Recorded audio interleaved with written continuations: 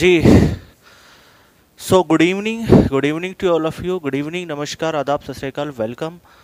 और सभी लोगों का हार्दिक अभिनंदन, हार्दिक इस्तकबाल। जी। तो जैसा कि आप लोग जानते हैं कि वेट इज़ ओवर और आपकी जो वैकेंसी है Uttar Pradesh police sub inspector की वो आ चुकी है। और आज ही उसका नोटिफिकेशन आ गया है और उसका पूरी की पूरी डिटेलिंग आपको नोटिफिकेशन के रूप में जो है उसमें दे दी है। तो आप सभी जो एक वेबसाइट है www.sarkariresult.com, वहाँ से आप उसको डाउनलोड कर सकते हैं और सभी लोग तैयारी कीजिए। और कल ही हम स्पेशल बैच लॉन्च करेंगे उत्तर प्रदेश पुलिस के लिए, जिसमें जो पहला बैच होगा वो होगा स्पेशल हिंदी के लिए, और दूसरा बैच होगा special Indian polity and constitution के लिए और मूल विधि के लिए, और तीसरा होगा आपका मैथमेटिक्स का, और चौथा होगा रीजनिंग स्पेशल का। यानी कहने का मतलब ये है कि यहाँ पे सभी सब्जेक्ट चार चार सॉरी 100 नंबर के होंगे, 100 मार्क्स के होंगे। तो उम्मीद है कि आप सभी लोग सिलेक्शन ले लेंगे। और काफ़ी बच्चे ऐसे थे जो पहले से ही यूपी पुलिस की तैयारी कर रहे थे, उन्हें पता था कि वैकेंसी ज़रूर आएंगी और आ भी गई, और मैं भी आपको बता रहा था कि वैकेंसी आएंगी और आ चुकी है। तो जो बच्चे अब एडमिशन लेंगे तो उनको थोड़ा ज़्यादा मेहनत करनी पड़ेगी, लेकिन जो पहले से ही तैयारी करते हुए आ रहे हैं तो उनका तो सिलेक्शन बिल्कुल पक्का ही समझो, क्योंकि अब उनको केवल और केवल प्रैक्टिस करनी है। और जो बच्चे न्यू एडमिशन लेंगे उनको तो पहले पढ़ना है और फिर प्रैक्टिस करनी है।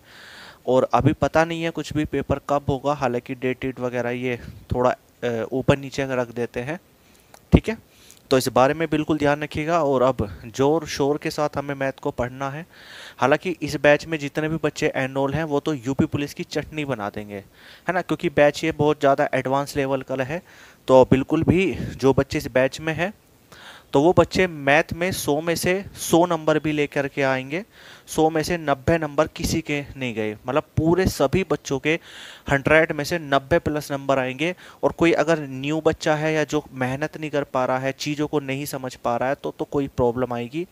और हाँ, एक चीज़ और, कि बच्चे एकदम से कमेंट करते हैं, एकदम से मैसेज करते हैं, जी सर ये क्वेश्चन नहीं हुआ, वो क्वेश्चन नहीं हुआ, है ना। कैलकुलेशन में काफ़ी बच्चों की जो है गलतियां निकली। तो देखिएगा, अब कैलकुलेशन तो मैं नहीं सिखा सकता ना, क्योंकि अगर मैं इस बैच में कैलकुलेशन सिखाऊंगा तो फिर ये बैच स्पेशल किया रह जाएगा।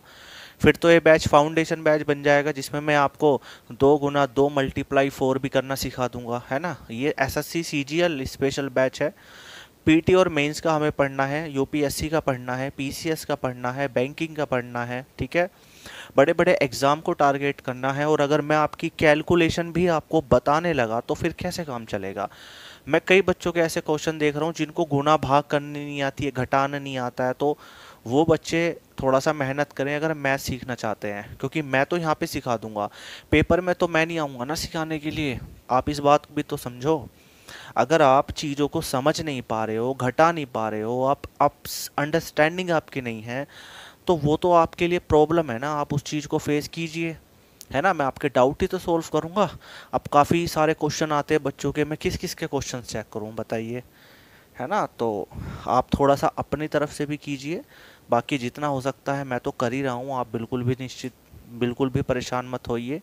लेकिन फिर भी खुद से भी थोड़ा सा प्रिपेयर कीजिए। ऐसा नहीं है कि आप बिल्कुल मेरी उंगली ही पकड़ के चलेंगे, है ना। खुद ही चलना सीखिए, आपको ही चलना है, आप ही गिरेंगे, आपको ही चोट लगेगी, फिर चलना सीखिए, है ना। रुकना तो हमें नहीं है। मैं आपको केवल और केवल रास्ता दिखा सकता हूँ, आपको मैं बता सकता हूँ कि इस रास्ते पे चलना है और वहाँ पे आपको नौकरी मिलेगी, दैट्स ऑल। लेकिन अब आप कहो कि सर मेरा हाथ पकड़ के मुझे वहाँ तक ही छोड़ के आ जाओ, तो ऐसे कैसे होगा बताइए। तो मुझे बहुत दुख होता है कि भाई यार, आप लोग कैलकुलेशन वाले क्वेश्चन भी नहीं कर पाते हो। एक बच्चे ने पूछा, एक बच्चे से 2000 में से पता नहीं कौन सी संख्या थी वो नहीं घटाई गई। तो ऐसे ऐसे गधे बच्चे भी हैं इस बैच में। तो भाई ऐसे कैसे काम चलेगा। भाई थोड़ा सा मेहनत करना सीख लो, ठीक है, तुम्हारे लिए अच्छा रहेगा। अन्यथा फिर क्या होगा, देख रहे हो मोदी जी क्या कर रहे हैं, तुम्हारे प्यारे मोदी जी, है ना। वो अब तो जैसे पहले जो एग्ज़ाम हुआ करता था उसके 3 स्टेप हुआ करते थे, और आप अच्छी तरीके से जानते हैं, जिसमें पहला स्टेप हुआ करता था प्रीलिम्स, दूसरा हुआ करता था क्या, बताओ जल्दी से, मेंस, बिल्कुल सही बात मनीष, और एक हुआ करता था इंटरव्यू। लेकिन आज काफ़ी सारे जो है चरण हैं एक नौकरी पाने के लिए, जैसे कि प्री निकालो, फिर मेंस निकालो, फिर इंटरव्यू निकालो, है ना, और फिर रिट डालो, फिर सुप्रीम कोर्ट का फैसला, हाई कोर्ट का फैसला, सुप्रीम कोर्ट का फैसला, फिर सीबीआई जांच, और पता नहीं उसके बाद नौकरी मिलेगी या नहीं मिलेगी, है ना। तो यही हो रहा है सब कुछ। और आज मोदी के खिलाफ एक कैंपेन भी चलाया गया था, ट्विटर कैंपेन, आप देख सकते हैं। उसमें 30 मिनट में ही मिलियंस में लोगों ने जो है ट्वीट किया, मोदी जी को धमकाया कि सर क्या कर रहे हो आप ये, है ना। तो आप लोग जानते ही हैं इस बारे में। तो जी, तो हम बात कर रहे थे टाइप्स के बारे में, और हमने टाइप नंबर 13 कंप्लीट कर लिया था, है ना जी। तो टाइप नंबर 14 पे आते हैं। तो हेडिंग डालेंगे टाइप नंबर 14, क्वेश्चन नंबर 1 लिखेंगे। टाइप नंबर 14, मेरी बातों को बिल्कुल सीरियस ले लो। जो बच्चा सीरियसली नहीं है ना, जो बच्चा हवा में बातें कर रहा है, बिल्कुल भी सीरियस नहीं है, आने वाले 2-3 साल में तो वो ऑटोमेटिकली सीरियस हो जाएगा, जब उसका सब कुछ ख़त्म हो जाएगा और उसके पास कुछ नहीं बचेगा कि कोचिंग करनी है, क्या करना है, बहुत सारी चीज़ें प्रॉब्लम होंगी। तो इसलिए इस बारे में विशेष ध्यान रखेंगे जी। तो क्वेश्चन लिखेंगे, सबसे पहला क्वेश्चन लिखेंगे मेरे प्यारे बच्चों। लिखो क्वेश्चन लिखो। क्वेश्चन है, कोई राशि साधारण ब्याज की दर पर। अब देख रहे हो, सुबह से हम मीटिंग में थे और कैंपेन चलाया, अभी टाइम हो रहा है यहाँ पे 6 o'clock टाइम हो रहा है, इवनिंग में टाइम हो रहा है। देखो पूरे दिन की क्लासेस मैंने ऑफ रखी है, आपकी मैथ की क्लास चलाई। हालांकि मैं आज ज़्यादा क्लास नहीं ले पाऊंगा, मैं थोड़ा सा थका हुआ हूँ, मैंने आज काफ़ी सारा काम किया। तो थोड़ा सा पढ़ने के बाद फिर हम कल से अपना पढ़ाई करते हैं ना। लेकिन फिर भी आप लोगों के लिए देखो कितना सारा काम किया। ट्विटर पे हमने लगातार बच्चों से जो है कैंपेन कराया, बच्चों से कमेंट कराई कि कम से कम सब, अगर हम सब एक होकर के एक ही टाइम में हम कमेंट करेंगे तो जाहिर सी बात है सरकार तो झुकेगी ना। तो ये सब आप लोगों के लिए हो रहा है, ठीक है। लिखेंगे क्वेश्चन है कि कोई राशि साधारण ब्याज की दर पर 2 साल के लिए कर्ज लिया गया। यानी कि कोई राशि है और उसको साधारण ब्याज की दर पर 2 साल के लिए कर्ज लिया गया, ठीक है। यदि ब्याज की दर 3% अधिक होती है, यदि ब्याज की दर 3% अधिक होती है तो 300 रुपये ब्याज अधिक मिलता है। तो 300 रुपये ब्याज अधिक मिलता है, तो वह राशि ज्ञात कीजिए। तो वह राशि ज्ञात कीजिए, ठीक है। तो वह राशि ज्ञात कीजिए, ठीक है। राशि का मतलब यहाँ पे है कि वो राशि क्या है, जो आपने कर्ज लिया है वो क्या है ना। तो यहाँ पे जाहिर सी बात है, आपसे प्रिंसिपल पूछ रहा है। तो सबसे पहले क्वेश्चन को लिखेंगे। क्वेश्चन में सबसे पहले बोला कि कोई राशि यानी कि any amount, sorry any principal, कोई भी राशि हो सकती है, ठीक है। कोई भी राशि हो सकती है, वो 5,000 भी हो सकती है, वो 10,000 भी हो सकती है, वो 20,000 भी हो सकती है। अब कोई भी राशि उसने उधार ली, ठीक है। और जब कोई राशि उधार ली तो कितने साल के लिए ली मेरे प्यारे बच्चों? 2 साल के लिए। अब आप कहेंगे कि सर 2 साल के लिए जो है उधार ली राशि, तो जाहिर सी बात है ब्याज तो देना पड़ेगा, ठीक है। अब जब ब्याज देना पड़ेगा तो उसकी रेट कितनी है? उसने बोला, उसने प्रॉपर रेट नहीं बताया, उसने बोला कि यदि रेट 3% अधिक होती तो उसको ब्याज 300 रुपये अधिक देना होता, ठीक है। 300 रुपये अधिक देना होता। तो अब मेरे प्यारे बच्चों, सबसे पहले आपको समझना पड़ेगा कि ये जो 300 रुपये है ये अधिक क्यों हो रहा है। ये 300 रुपये जो अधिक है वो क्यों हो रहा है? तो आपका आंसर होगा कि सर 3% हम एक्स्ट्रा ब्याज दे रहे हैं तो उसकी वजह से हमें 300 रुपये अधिक देना पड़ रहा है। यानी कहने का मतलब ये है कि हमारे ऊपर 3% की जो दर है वो अधिक कर दी गई है, तो इसलिए हमें 300 रुपये अधिक देने पड़ रहे हैं ब्याज में। तो इसका मतलब ये होगा कि जब 3% बराबर 300 होगा तो 1% बराबर कितना होगा? 100 होगा। बोलो हाँ कि ना। या फिर एक काम करो, हटाओ इसको। आप ऐसा समझो कि जब 3% अधिक होने पर ब्याज 300 रुपये अधिक जा रहा है, तो आप सिंपल एक काम करो कि जब 1 साल में 3% ब्याज अधिक जा रहा है, यानी 3% अधिक हमें काउंट हो रहा है, तो टाइम कितना है, 2 साल, तो 2 साल में कितना काउंट होगा, जाहिर सी बात है 6% काउंट होगा। ठीक है, 6% काउंट होगा, होगा कि नहीं होगा। तो अब सीधा सीधा प्रिंसिपल निकाल लेंगे, तो ये हो जाएगा प्रिंसिपल बराबर 300 अपॉन 6 और मल्टीप्लाई 100। ठीक है, तो कितनी बार गया, 6 से गया 5 बार, यानी कि आपका प्रिंसिपल आ गया 5,000 रुपये। पहले इसको कॉपी करो, फिर मैं एक बार और समझाता हूं, हालांकि काफी बिल्कुल सही बात है कपिल।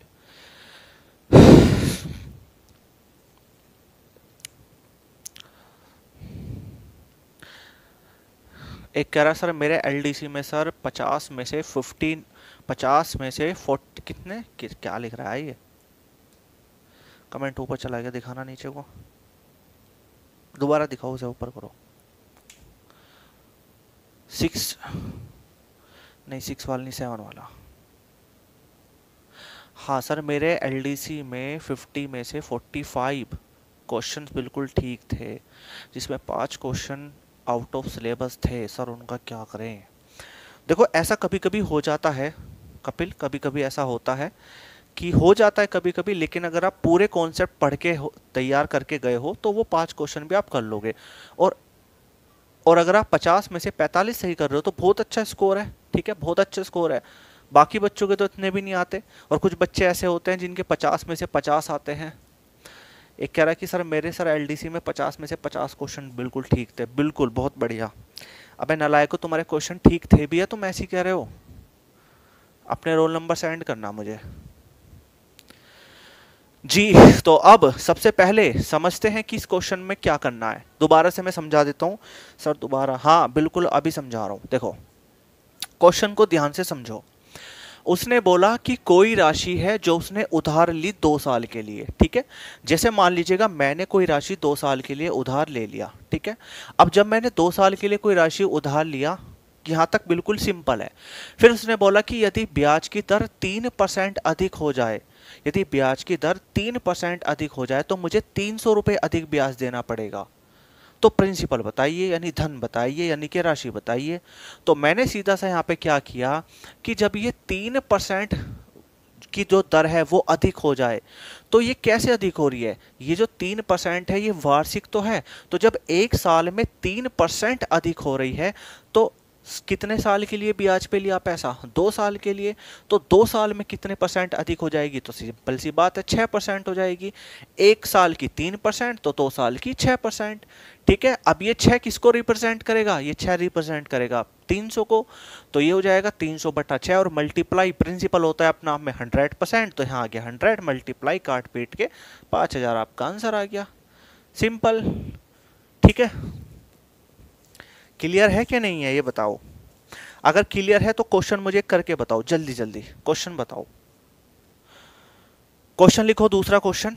कोई राशि साधारण ब्याज की दर से, कोई राशि साधारण ब्याज की दर से 5 सालों के लिए उधार ली जाती है, 5 सालों के लिए उधार ली जाती है। ठीक है, यदि ब्याज की दर 5% अधिक होती, यदि ब्याज की दर 5% अधिक होती तो 500 रुपये अधिक प्राप्त होते, तो 500 रुपये अधिक प्राप्त होते हैं, तो धनराशि ज्ञात कीजिए।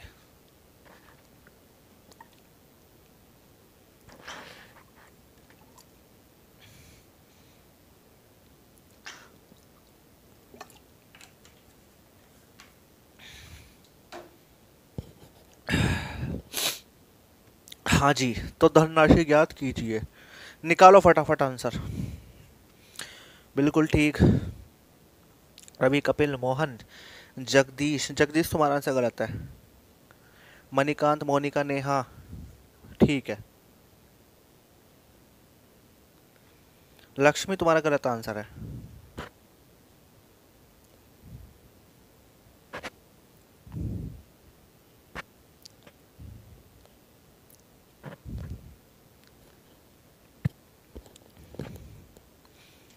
चलो, तो काफी सारे बच्चों के राइट आंसर हैं। ठीक है, और इसको मैं एक बार फिर से करा देता हूं सवाल को, अब ध्यान से समझेंगे। क्वेश्चन है कि कोई राशि साधारण ब्याज की दर से 5 साल के लिए उधार लेता है। अब एक बात समझो कि कोई राशि ब्याज पे हमने उधार ली, ठीक है, कोई राशि, और कितने साल के लिए उधार लिया? ये हमने राशि उधार ली 5 साल के लिए, 5 ईयर के लिए हमने क्या ली? राशि उधार लिया, ठीक है। और अब उसने बोला यदि ब्याज की दर 5% अधिक होती तो 500 रुपये अधिक देने होते। यानी कि जो रेट है वो 5% अगर अधिक होती तो हमें ब्याज की राशि अधिक कितनी देनी पड़ती? 500 रुपये। तो बताइए प्रिंसिपल क्या होगा? तो सिंपल सी बात है, जब एक साल में आप दे रहे हो 5% एक्स अधिक, तो जाहिर सी बात है 5 सालों में आप कितने परसेंट अधिक दोगे? तो 5 पंजे 25% अधिक दोगे। बोलो हाँ कि ना? और ये 25 किसको रिप्रेजेंट करेगा? 500 को। तो क्या हो जाएगा? प्रिंसिपल बराबर 500 अपॉन 25 मल्टीप्लाई 100, तो 25 चौका 100, 4 पंजे 20, आंसर आ जाएगा 20,000।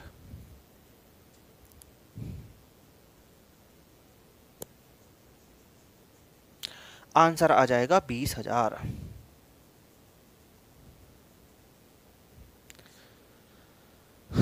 सॉरी 2000, सॉरी फॉर दैट, 2000, ठीक है।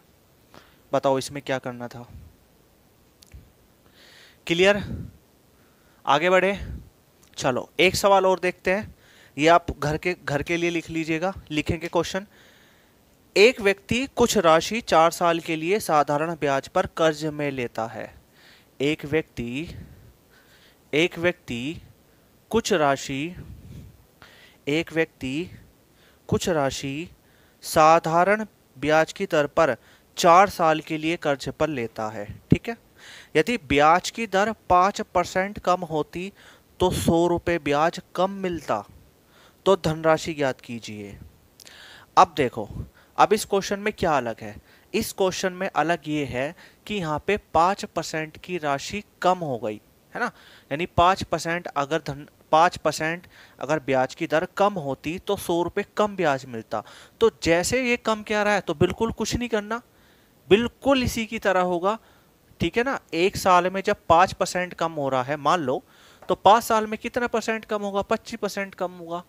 इस क्वेश्चन का मैं आंसर बता देता हूं, इस क्वेश्चन का आंसर है 500, बिल्कुल 500। रजनीश बिल्कुल राइट आंसर है तुम्हारा। बच्चों के कमेंट आने चालू हो गए, बिल्कुल वेरी गुड, बहुत बढ़िया, ठीक है। सर क्लास देखने में रिकॉर्डेड में ही मजा है, लाइव में ब्लर होता है। हाँ ब्लर तो होता ही है, क्योंकि 180 पिक्सल पे चलेगी तो भैया होगा ना।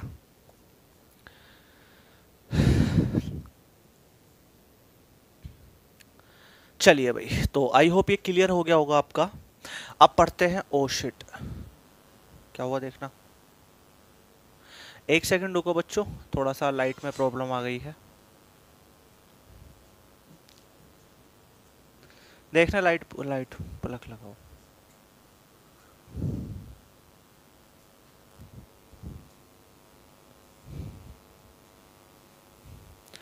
चलो भाई, अब बिल्कुल ठीक है ना। लाइट थोड़ी सी भाग गई थी, तो अब इन्वर्टर चल गया है हमारा, ठीक है।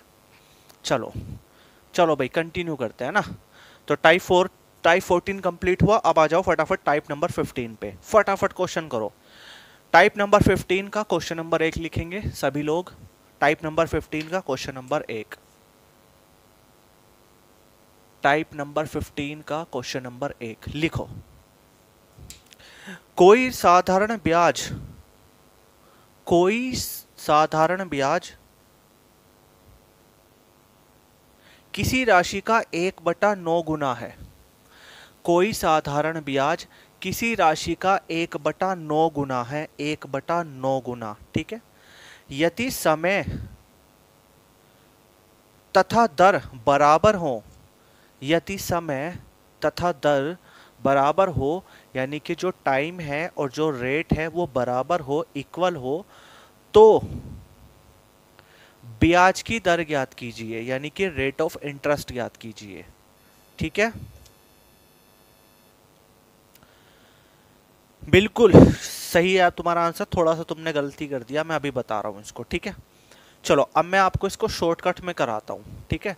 ये जो क्वेश्चन है ये बहुत, हालांकि इसके काफ़ी सारे सॉल्यूशंस हैं मेरे पास, लेकिन मैं इसका एक बहुत अच्छा शॉर्टकट बताता हूँ, थोड़ा सा ध्यान से समझना, ठीक है। देखो भाई मेरे प्यारे बच्चों, सबसे पहले उसने बोला कोई साधारण ब्याज किसी राशि का 1/9 गुना है। आप सीधा सीधा लिखो 1/9 गुना है, 1/9 गुना है, ठीक है। यदि समय और दर बराबर हो, यदि समय और दर बराबर हो तो ब्याज की दर ज्ञात कीजिए। तो सबसे पहले आपको यह समझना है कि 1/9 में हम 1 को क्या मान सकते हैं, 9 को क्या मान सकते हैं, ठीक है। तो जाहिर सी बात है कि नीचे वाला जो 9 होगा वो तो होगा प्रिंसिपल यानी कि मूलधन, और 1 क्या होगा, ब्याज होगा।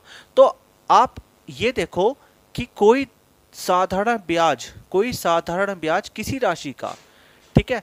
तो आप सीधा सीधा क्या मानेंगे, उस साधारण ब्याज को 100 मान लीजिए, और यहां पे ऊपर मल्टीप्लाई 100 की करा दीजिए, करा दिया 100, तो ये क्या हो जाएगा 100/9, और इसका क्या निकाल दीजिए, इसका निकाल दीजिए आप स्क्वायर रूट, ठीक है। स्क्वायर रूट निकाल देंगे, ठीक है। अब स्क्वायर रूट क्या निकलेगा इसका, या तो स्क्वायर रूट निकाल दो, स्क्वायर रूट निकाल दो, तो स्क्वायर रूट क्या निकलेगा, तो इसका निकलेगा 3 तिया 9, ये तो 3 का हो जाएगा, और ये निकलेगा 10 का, ठीक है। और इसको सोल्व कर दो तो हो जाएगा 3 तिया 9 और 1, 3 से ही 1/3%, और ये आपकी क्या निकल के आ गई, रेट ऑफ इंटरेस्ट निकल के आ गई डायरेक्ट, ठीक है। कुछ नहीं करना इसमें क्वेश्चन में। बहुत से बच्चे मैं देख रहा हूँ यहाँ पे XYZ करके मुझे बताना है, समझा रहे हैं, नहीं नहीं नहीं ऐसा नहीं करना मधुकर, बिल्कुल नहीं, गलत, बिल्कुल गलत बता रहे हो आप, आपको जिसने भी सिखाया गलत सिखाया है।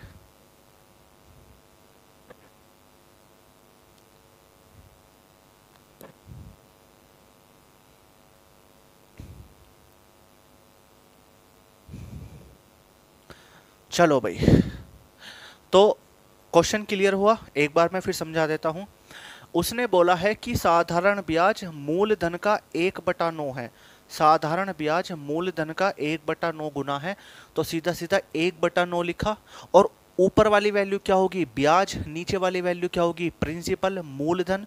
तो आप ब्याज को मान लो 100% है ना, या 100 मान लो, परसेंट में मत लेके जाना, 100 मान लो, और 100 की मल्टीप्लाई जब आप ब्याज में कराएंगे तो ये हो जाएगा 100/9, और इसका सीधा सीधा आप अंडर स्क्वायर बना देंगे, ठीक है। अंडर स्क्वायर बना देंगे यानी कि अंडर रूट निकाल देंगे इसका, और क्या निकलेगा 10 और 3, और सीधा सीधा उसको सॉल्व कर दो, आ जाएगा आंसर, ठीक है। इसका स्क्वायर रूट निकाल देंगे। चलो एक और क्वेश्चन कर लेते हैं, क्वेश्चन लिखेंगे एक और, घर के लिए एक और क्वेश्चन लिखेंगे, इसके 2 ही क्वेश्चन हैं। क्वेश्चन लिखेंगे किसी राशि का साधारण ब्याज, किसी राशि का साधारण ब्याज, किसी राशि का साधारण ब्याज उस राशि का 4/9 गुना है, उस राशि का 4/9 गुना है। यदि समय तथा दर का मान बराबर हो तो ब्याज की दर क्या होगी, तो ब्याज की दर क्या होगी।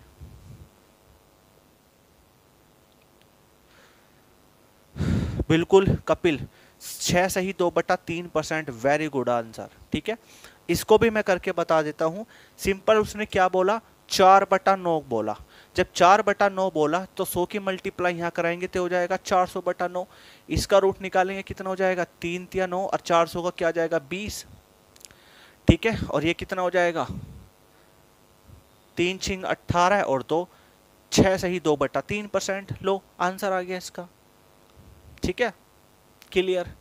अब ना देखो एक बच्चे लड़ाई नालायक लड़की ये कह रही है कि सर जी इसको कैसे सोल्व करे, अरे नालायक हो, तभी तो मैं आपसे कह रहा हूँ स्क्वायर क्यूब रूट याद कर लिया करो। अब इतनी देर में आप मुझसे पूछोगे कि मैं ये आपको सिखाऊंगा कैसे सोल्व होगा, आप क्यूब याद करो, स्क्वायर याद करो, आपको पता नहीं है कि 20 का स्क्वायर 400 बनता है, 20 का स्क्वायर 400 बनता नहीं बनता, और 3 का स्क्वायर क्या बनेगा 3 तिया 9, तो यही तो सब है। अब एग्जामिनेशन में तुम लेके बैठ जाओ ये भगवान 400 का कैसे करे, तो क्या होगा। मैं तभी तो बच्चों से कहता हूँ स्क्वायर याद करो, क्यूब याद करो, टेबल याद करो, और नहीं याद कर सकते तो कोई दिक्कत नहीं है, बैच परचेज करते रहो यहाँ पे, क्या दिक्कत हो रही है ना। हमें तो फ़ायदा ही है, प्रॉफिट ही है। आप के पास काफ़ी सारा पैसा है तो आप हर हफ्ते नहीं, हर साल में एक दो बैच तो बाय कर लो, क्योंकि आपको सिलेक्शन तो लेना नहीं। आपसे जो मैं बैच में बताने की कोशिश करता हूँ ये काम करो, वो आप करते नहीं, तो फिर कैसे काम चलेगा। लो, एक कह रही कि सर जी इसको कैलकुलेशन को सोल्व करना सिखा दो, बताओ। अब बच्चे आप ये बैच, पहले तो ये बताओ, ये बैच कॉन्स्टेबल का थोड़ी ना है। ये बैच, अब मैंने अभी एक बैच निकाला था बेसिक कैलकुलेशन का, आपने वो बैच परचेस करना था। चलो भाई आ जाओ।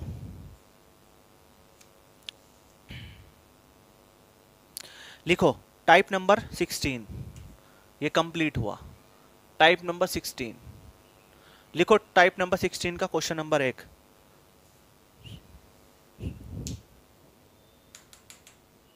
टाइप नंबर 16 का क्वेश्चन नंबर 1। चाय, चाय समोसे।